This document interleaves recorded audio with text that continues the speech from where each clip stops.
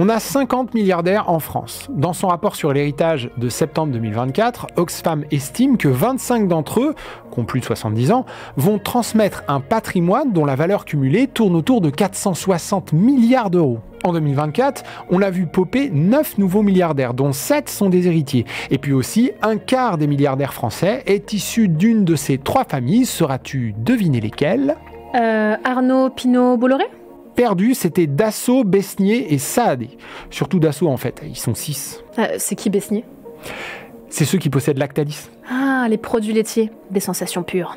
Bon, des milliardaires chez nous, même si on n'est pas le pays européen qui en compte le plus, on n'en manque pas. Et ils sont plutôt bien au chaud, puisque d'après l'économiste Gabriel Zucman, la France est un véritable paradis fiscal pour milliardaires. En effet, grâce à un petit montage qui consiste à faire tomber leurs dividendes dans une holding plutôt que directement sur leur compte, ils ne sont taxés qu'à hauteur de 1,8% de leurs revenus réels. Bon, donc on a des milliardaires chez nous, ils héritent ou vont bientôt hériter de la fortune de papa. Ah oui, parce que c'est pas un environnement qui a l'air de laisser beaucoup de place aux femmes, l'héritage des milliardaires. Allez lire l'enquête du Monde sur les grandes successions françaises, c'est quasi que des histoires de patriarches, pseudo-dictateurs, machos et mégalos. Je te raconte pas le diagnostic psychologique des enfants qui grandissent là-dedans. Les ultra-riches refilent leur entreprise à leurs enfants, des dynasties capitalistes secrets. Et alors, c'est quoi les conséquences pour nous ?